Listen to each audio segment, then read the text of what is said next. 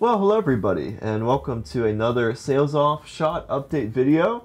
Today we're going to be checking out some new shots that have been done since last time, and we're also going to be doing something a bit new, which I'll talk about in just a little bit. But without further ado, let's jump right into the shots that I want to show you today. This takes place right after Waterson's conversation, and this first shot is the last part of the shot that you guys saw last time, so let's jump right in and see. I wanted to talk to you about Jake. If we can't get his numbers up, then... Well, thanks for talking to me on your break, Vincent, Jake. It was very thoughtful of you. It gets a little lonely in this stuffy office. You know how it is. No problem, Mr. Dubs. I'm glad we could make your day a little brighter. I did actually have something I wanted to... I've got a very important call today. The, big guy wants a status report. I really like the close-up shots in this scene that I haven't gotten to really do much of before, with Waterson's watch and this close-up at the end with his eyes. It's fun to really change up sort of the way that the camera is, because we just came from a shot that's pretty far back, this wide angle shot, and then we get to a real close-up, which I just like the sort of contrast that's presented there. But today what we're going to do that's a bit different is I am going to go ahead and animate a new shot, and I'm going to walk through it with you guys to show you the process of getting the dialogue and figuring out sort of the context and emotion from that, animating the character, animating the face of the character, and just kind of layering all that up. And I think this will be a really cool way for you guys to sort of see it step by step and hopefully get sort of an idea of how the process works. So we're going to jump right into a shot actually that takes place right after this last shot with Waterson, and it is going to be very similar to this shot. We're going to have Jake talking, and that's the first thing I actually do is determine what's the dialogue. Obviously I'm going to be taking a look at the script, where we are. We just got done with we've got a very important call today. The big guy wants a status report, so we're on this line right here from Jake. I think Vincent had a question about the job, Mr. Dubs. And I also have my shot list, which I've printed, that tells me that this is shot number 8 in scene B, which I've called it. And this is a kind of a medium close-up shot, and just any other details that I need to know. And then I, of course, grabbed the dialogue. So this is just this line kind of soloed from Jake that we're going to be doing today. I think Vincent had a question about the job, Mr. Dubs. I think Vincent had a question about the job, Mr. Dubs. So I'm already thinking about how the character is going to emote. So before I do that, we're going to go ahead and block the scene. So it's going to take place here, obviously, in Waterson's office. It's going to be sort of it's very similar, as I said before, to this shot. So I'm actually going to this file, and first thing I want to do is save it as a new shot. Always save your work. Shot 8, because you never know when something might happen. Blender might crash, your computer might crash, you just never know.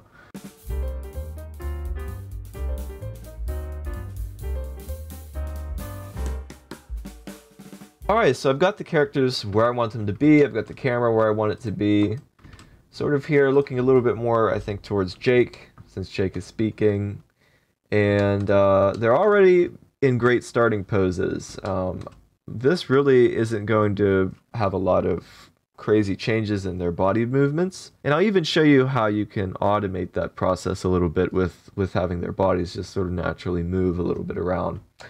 So the next thing that I do is add in the dialogue, which is right here. I've already named it, and I look at how long it is, which is only 45 frames. This is a very short little shot here, and I make sure that the audio is in there, and that I've got my audio scrubbing turned on so that I can scrub through the audio for the lip syncing later. I think Vincent had a question about the job, Mr. Dubs. And I'm going to extend this shot a little bit. I think I'm going to have a couple extra frames there at the end. Vincent had a question about the job, Mr. Dubs. Just in case we need a few frames at the end. for whenever we cut to the next one. So we've got everything set up. We've got our dialogue in there. We've got the frame rate set. We've got everything good to go. So now we need to determine, listening to that line, I think Vincent had a question about the job, Mr. Dubs. I think Vincent had a question about the job, Mr. Dubs. What is Jake doing, and how is he moving? So what I usually do is I'll just record myself doing that motion, that movement, just saying the line and watching what my face does, but also what my body does. So I think to sort of act out this line, I think of Jake going, I think Vincent had a question about the job, Mr. Dubs. And I'm noticing that, first of all, my eyebrows are I'm making this face. My eyebrows are a little bit more tense and kind of, I'm raising one eyebrow. You know, I think Vincent had a question about the job, Mr. Dubs. And also, I'm noticing, what do I put emphasis on? I think Vincent had a question about the job, Mr. Dubs. I think the job. Let me listen to the dialogue again. I think Vincent had a question about the job, Mr. Dubs. Mr. Dubs, there's a pause after job, too. The job, Mr. Dubs. So job, Mr. Dubs are kind of the two emphasis points where I maybe lean a little bit, or move my head a little bit. And then, of course, Vincent will do something different, because he is in the shot, although he's not saying anything.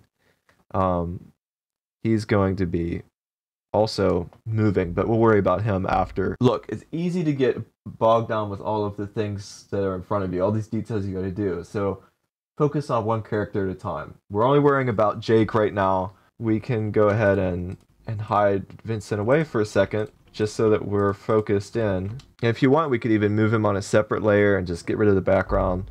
Whatever helps you focus in on the character, right? The first thing we're going to do are the body movements, and we'll worry about the face later. I think Vincent had a question about the job, Mr. Dubs.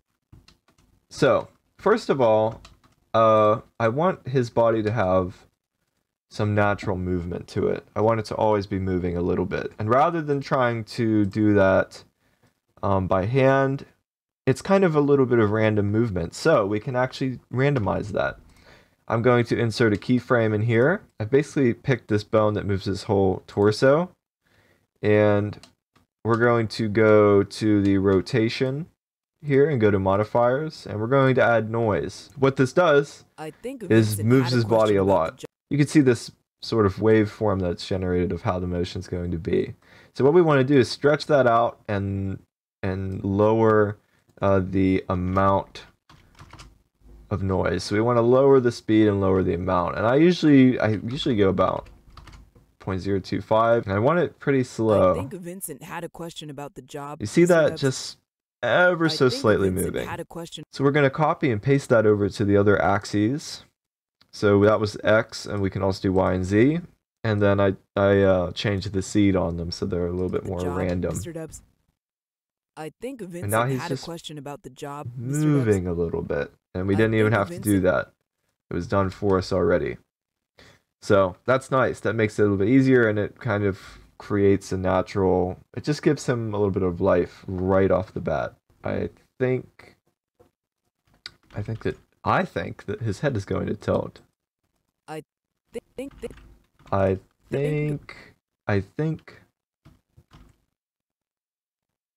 Let's see. I think Vincent had a question. I think Vincent had a question. I think Vincent had a question. What his neck move a little bit there? I think Vincent had a question about the job. Mr. Dubs, kind of tilt his head a little bit. I think Vincent had a question about the job, Mr. Dubs. I don't like... Here's often what you do, is you figure out that you moved something that you really don't like. I don't like how his head moves at that point. It's from this frame to this frame. So one thing you can do is open up this dope sheet here, and you can see all of your keyframes, and you can delete them, remove them. About the job, Mr. Dubs. A question about the job, Mr. Dubs. I actually kind of like that. Let's see. Had a question about the job, Mr. Dubs. Mr. Dubs, that Mr. Dubs head movement's a little bit late. I'm going to move that back a little bit. Mr. Dubs. It also could be a little bit bigger of a movement. Job, Mr. Dubs. About Right, the the job, job. Mr. Dubs. Think That's of starting to feel right. You have to imagine what his face is going to be doing. His face is going to be doing most of the acting. So when he says, I think, Vincent, I think I want his shoulders to move up. Just going to move his shoulders up a little bit. I think Vincent had a question about the job, Mr. Job. I think Vincent had a question about the job, Mr. Dubs. Dubs. The job, Mr. Dubs. Maybe move his shoulders back down. I just don't like that it's the neck. I think it's the neck that's doing that. I don't like the way that his neck's moving, so I just picked those keyframes to get rid of them. I don't even know if his neck needs to move. I think Vincent had a question about the job, Mr. Dubs. That's better. Alright, so I've gotten to a point where I'm happy with how the movement is. I think Vincent had a question about the job, Mr. Dubs. It's subtle, it's not too much, and it's about where I want it to be. So at this point, once I've decided, hey, the body animation is good, it's where I want it to be, I go ahead and start working on the face. And if there's anything that you realize later that you don't like about the body animation, you can change it. There's nothing about this that's final until I say it's final. Even when I render it, I can go back and change some frames and re-render that. I do that actually often. I might make a little tweak and re-render it if need be, if it really needs it. So we're gonna jump over to Jake's face rig here, and we do the exact same thing. We go over, we save this shot 8, Jake's head, and we make sure that frame rate's good. It's at 24. I want it to be in 12 for this case. And we go to the video sequence editor, add in our dialogue. I remember that we end at frame 50. I gave it a few extra frames. Make sure we can scrub through the audio. That's especially important at this stage. Alright, we are ready to go with animating Jake's face. So again, it's easy to get overwhelmed with all of the aspects of Jake's face that we need to move. Like, oh, what are his eyes doing? What are his eyebrows doing? How's his mouth moving? You just have to take it one step at a time. So we're going to begin with the lip syncing. That's the first thing. And based on the context of this, I think Vincent had a question about the job, Mr. Dubs. This isn't a happy line where he would be smiling. I think Vincent had a question about the job. It's also not a sad one. I think Vincent had a question about the job. It's a neutral one. So I know that I'm going to be using mostly these neutral mouth shapes. So this here is the library of mouth shapes that so far all of the characters use. They all use the same library. And I have this little tool right here. If I enable snapping, I can just go from shape to shape with ease, and it's so quick and easy to do. I can even turn on automatic keyframing so that I can just move it and it put a keyframe there. So how do we lip sync? Well, we just go frame by frame, syllable by syllable, and determine what mouth shape goes where. So we're going to start with his mouth closed, and we know that Jake says, I think. So the first thing is I. That frame is when it begins. I think. So we need the TH shape. Think.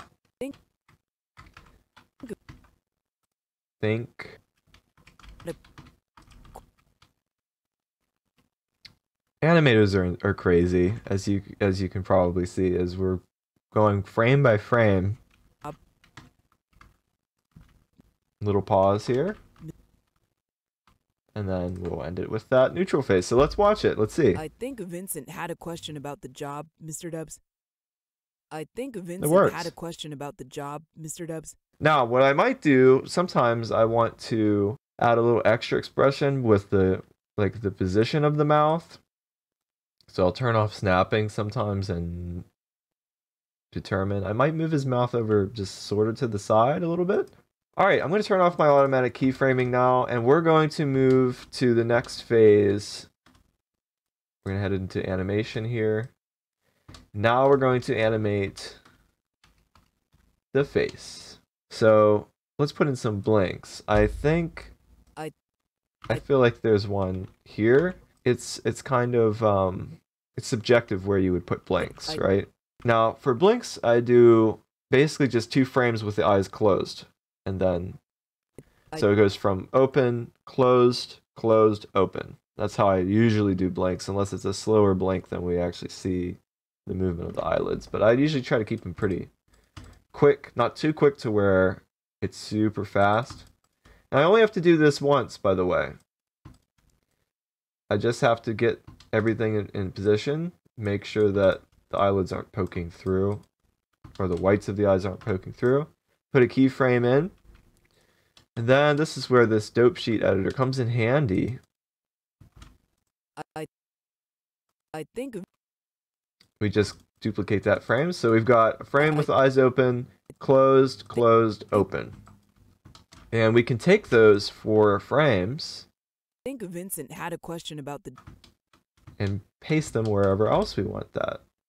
We'll do it right here. The job, Mr. Dubs. That works. Now, what my eyebrows were doing, I think we're going to flip his eyebrows around like that. So he goes, I think there's going to be a downward and then upward movement. It starts at I. So we move him down. I think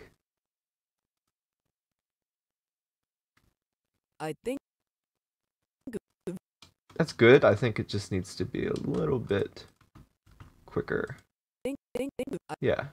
I think Vincent had a... and then a little bit of movement there. Question about the... I think Vincent had a question about the job, Mr. Dubs. So let's do his eyes. So where is Jake looking? He's looking at Mr. Watterson.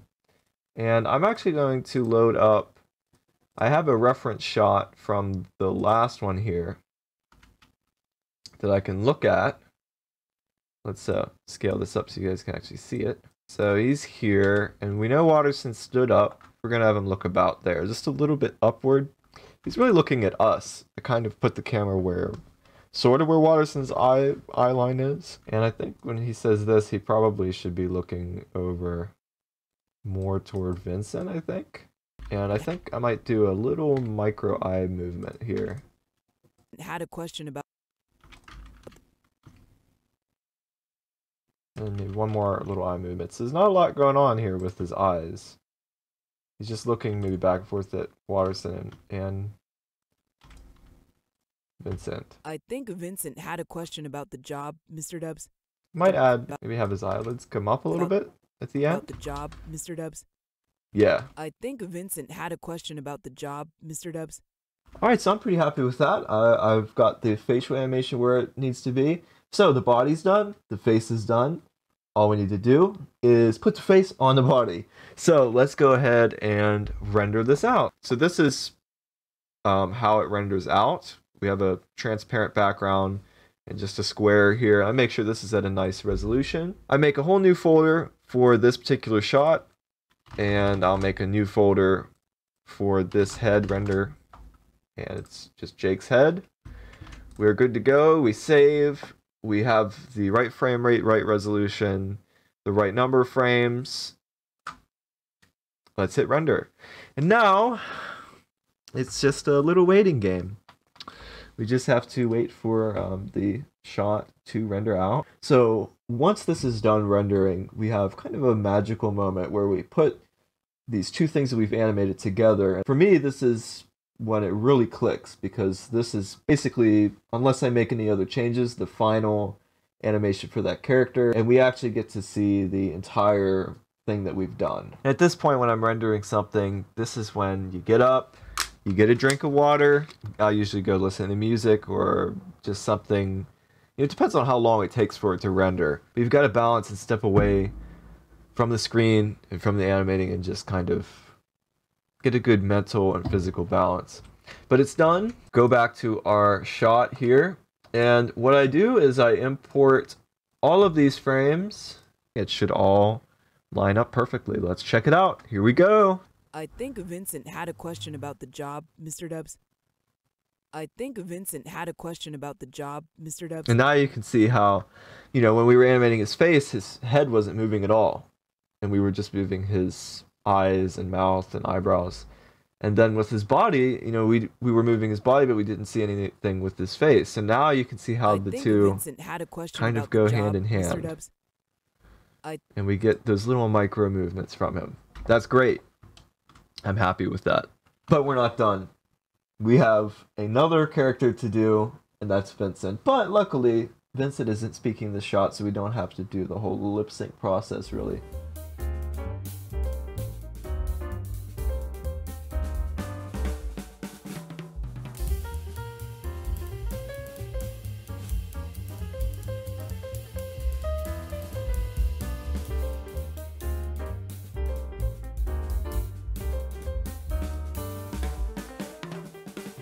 Alright, so I think that's it.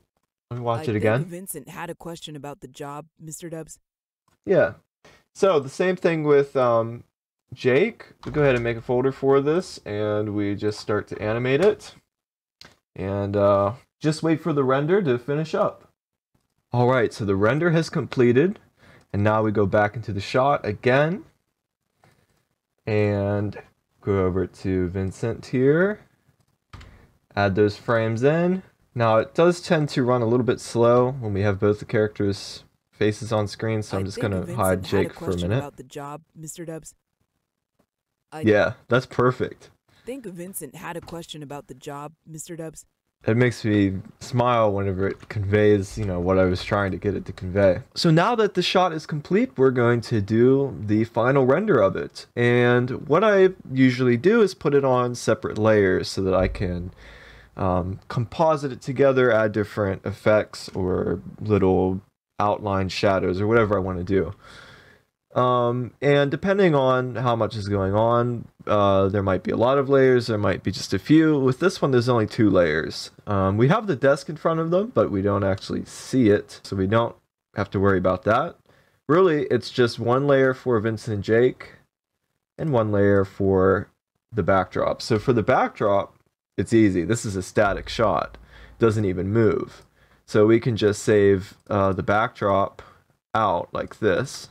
Now let's call it Scene B, Shot 8, BG for background. And for Vincent and Jake, sometimes I render a couple test ones here to see what it's going to look like. I think everything's good. So we have it set up, and we're just going to hit render. And again, this one particularly, it's only 50 frames, but it takes roughly 5 seconds per frame, 5 to 6 seconds per frame. So I just take, a minute to walk away from it, let it render. The exciting part is when the render's all done, and then I'll come back and show you guys how I composite the shot together then. Well, alright, I think the render is all finished and ready to go. Let's take a look at what we've got here. So, for the final step of the process, I go into my edit file for all of part 1 where I have all the shots, and I create a new composite shot. This is Scene B, Shot 8. And I just need to import the audio, the backdrop, then I'm going to import all of our frames. Make sure they're at the right frame rate.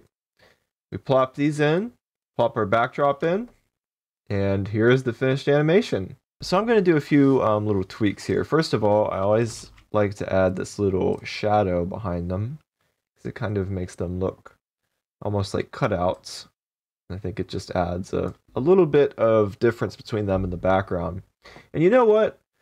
I don't like that they're off-centered actually, so I am going to move them a little bit. For the background behind them, I might add just a touch of blur. Yeah, just a little bit. And with that done, we go back into where all the other shots are, and then just add it in with the rest. The status report. I think Vincent had a question about the job, Mr. Dubs. So, that's a little look at the process of how I go about animating a shot. From the dialogue, lip syncing it, doing the animation of the body, the face, rendering it out, compositing it. And that took around an hour to do. If it's a more elaborate shot, it's going to take more time than that. But yeah, that's a pretty standard shots. Some of them obviously have more dialogue, more movement going on. The camera didn't move at all, so that would be a little bit different if we had, you know, a camera movement.